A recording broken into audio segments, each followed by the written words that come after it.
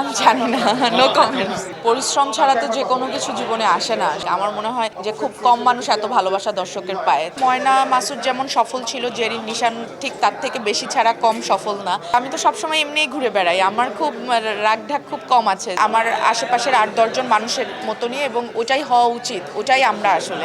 জানি না, এটা আপনাদের চোখ সুন্দর। খুব ভালো লাগতেছে, আলহামদুলিল্লাহ। অসাধারণ, এর থেকে আর কি, মানে এর থেকে তো আর আরও ভালো কিছু হতে পারে না। আলহামদুলিল্লাহ সবাই দেখছেন এবং সবার পজিটিভ রিভিউ, সবাই দেখে ছবিটা উপভোগ করেছেন সেটাই বলছেন, ভালো লেগেছে সেটাই বলছেন। তো এটাই আমাদের এবং আমাদের টিমের এটাই সার্থকতা, এটাই আমরা চেয়ে আসছিলাম, যে একটা ভালো ছবি দর্শককে উপহার দিতে, একটা সুন্দর গল্পের ছবি দর্শককে উপহার দিতে। তো সেইটাই হয়েছে। তো আলহামদুলিল্লাহ, এখনও বলতে পারছি না, তবে যেটাই করব ভালো কিছু করব, দর্শক যেন দেখে ভালো বলেন, পছন্দ করেন, অ্যাপ্রিসিয়েট করেন, এবং অবশ্যই এই কাজের থেকে চেষ্টা করব আরও ভালো কিছু করতে।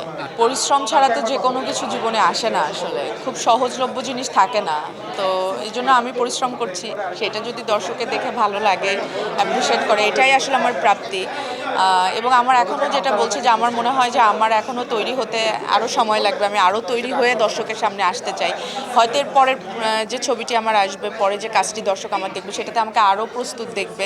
তো আমি আমাকে প্রস্তুত করছি, আরও প্রস্তুত করব, এবং হয়তো দর্শক তখন আরও ভালোবাসবেন আমাকে। এখন যতটুকু ভালোবাসেন, এটা আমার জন্য অনেক। টানা সপ্তমবারের মতো বেস্ট টিস্যু পেপার ব্র্যান্ড হিসেবে স্বীকৃতি পেয়েছে বসুন্ধরা টিস্যু। আমার মনে হয় যে খুব কম মানুষ এত ভালোবাসা দর্শকের পায়, তো সেই কম মানুষের মধ্যে আমি একজন। তো সেটার জন্য অবশ্যই thank you so much audience, এবং যারা সিনেমা প্রেমী তাদেরকে অসংখ্য অসংখ্য ধন্যবাদ এবং কৃতজ্ঞতা। দর্শক বলবে, এটা আসলে সময় বলে দিবে। আমি জানি না, নো কমেন্টস। এটা তো ব্লেসিং আসলে একটা, এটা আপনারা জুটি বলেন বা কো আর্টিস্ট বলেন বা একই ফ্রেমে সেম অভিনেতা অভিনেত্রী বলেন, যেটাই বলেন, এটা আসলে দর্শকের অ্যাকসেপ্টেন্সের উপরেই আসলে ডিপেন্ড করে। দর্শক কীভাবে দেখছে তাদেরকে, বা তারা একসাথে যে চরিত্রটি করছে সেটা কতটুকু গ্রহণযোগ্যতা পাচ্ছে এবং মেক বিলিভ লাগছে, দেখে ফেক লাগছে না।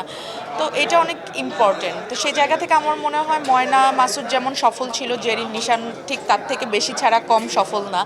তো এই সফলতার যাত্রা আরও লম্বা হোক, সেটা তো অবশ্যই আমি চাইবো। বাকিটা আসলে ওই যে বারবার বলছি সময় বলে দেবে, বাট যেটাই হবে ভালো কিছু হবে। না, এটা তো অনেক আনন্দের। আমি তো সবসময় এমনিই ঘুরে বেড়াই, আমার খুব রাগঢাক খুব কম আছে, যে আমি কোথাও গেলে দেখা যায় যে কোনো রেস্টুরেন্টে হোক, শপিং মলে হোক, আমি এমনিই চলে যাই। আমি কখনো যে না আমার ওইভাবে যেতে হবে যাতে আমাকে সবার থেকে একটু আলাদা লাগে, এটা আমার কখনো মনে হয় না, কারণ সেটা আমি নাও। ইনফ্যাক্ট ওইটা পর্দাই সুন্দর, আর বাস্তবে আমি যেটা, সেটা আমি আমার আশেপাশের 8-10 জন মানুষের মতনই, এবং ওটাই হওয়া উচিত, ওটাই আমরা আসলে।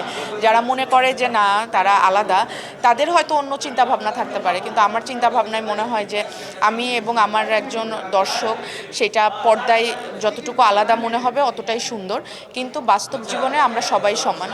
তো এই তো। সর্বশেষ পর্দার তমা বাস্তবে তমা এত সুন্দর থাকে কি? জানি না, এটা আপনাদের চোখ সুন্দর। খোদা হাফেজ, ঈদ মোবারক।